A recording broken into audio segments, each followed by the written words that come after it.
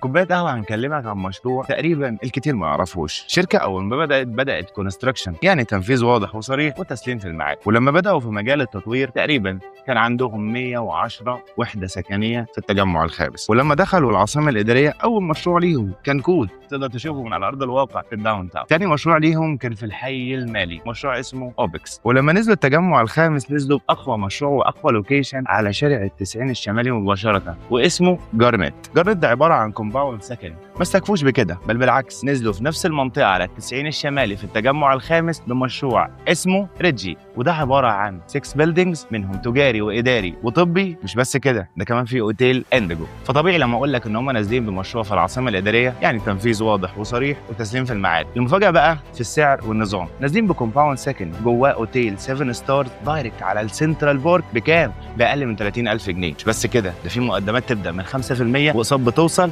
لحد 10 سنين. مشروع كويس، ثبت اعمال محترمه في لوكيشن مميز جدا جدا. ولو محتاج اي تفاصيل كلمني. الفيديو هنا خلص، كوبايه القهوه خلصت.